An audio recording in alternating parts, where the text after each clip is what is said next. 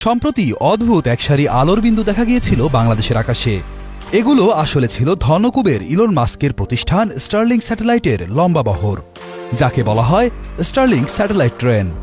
ঠিক এর 2 দিন পরই ইলন মাস্কের 2 প্রতিনিধি এসে হাজির বাংলাদেশে।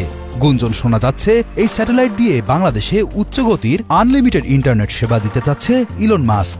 কিন্তু কি এই স্টারলিংক স্যাটেলাইট, আর কিভাবে কাজ করে এটি?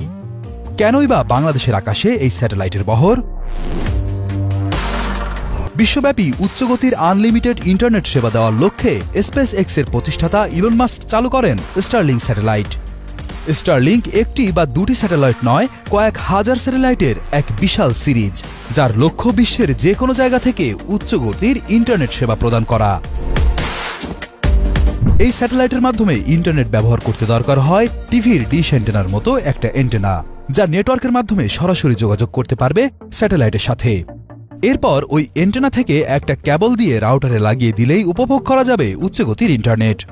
বর্তমান বিশ্বে 60টি দেশের প্রায় 15 লাখ মানুষ ব্যবহার করছে এই স্টারলিংক ইন্টারনেট, যা বেড়েই চলছে দিনকে দিন। স্টারলিংকের স্যাটেলাইটগুলো পৃথিবীর নিম্ন কক্ষপথে থেকে পৃথিবীর চারিদিকে প্রদক্ষিণ করে, ফলে অনেক সময় মাটি থেকে খালি চোখেই দেখা যায় এই স্যাটেলাইটগুলো। সম্প্রতি বাংলাদেশ থেকেও দেখা গিয়েছিল স্টারলিংকের স্যাটেলাইট ট্রেন। এখন পর্যন্ত মোট 4198টি স্টারলিংক স্যাটেলাইট মহাকাশে স্থাপন করেছে ইলন মাস্কের স্পেস এক্স, যার মধ্যে চালু আছে 3542টি স্যাটেলাইট। এই বিপুল সংখ্যক স্যাটেলাইটের মাধ্যমে ইন্টারনেট জগতে এক অভাবনীয় বিপ্লব নিয়ে এসেছে ইলন মাস্কের স্টারলিংক প্রযুক্তি। সাধারণত স্টারলিংকের উচ্চগতির ইন্টারনেট সেবা পেতে গ্রাহককে প্রাথমিকভাবে খরচ করতে হয় $499। সংযোগের জন্য স্টারলিংকের পক্ষ থেকে দেওয়া হয় মাউন্টযোগ্য স্যাটেলাইট ডিশ, রাউটার এবং বাড়িতে ইনস্টল করার জন্য প্রয়োজনীয় সমস্ত সরঞ্জাম। এরপর ইলন মাস্কের উচ্চগতির আনলিমিটেড ইন্টারনেটের জন্য প্রতি মাসে খরচ করতে হয় মাত্র $99। স্টারলিংক ইন্টারনেটের সবচেয়ে বড় সুবিধা তারবিহীন উচ্চগতির আনলিমিটেড ইন্টারনেট। তারবিহীন ও স্যাটেলাইট বেসড হওয়ায় কোনো প্রাকৃতিক দুর্যোগে ইন্টারনেটে বিঘ্ন ঘটার কোনো সম্ভাবনা নেই বললেই চলে।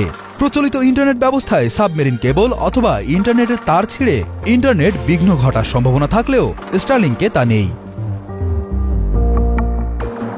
তবে এত সুবিধার পাশাপাশি রয়েছে কিছু অসুবিধাও। স্টারলিংকের সবচেয়ে বড় অসুবিধা হলো এর লেটেন্সি।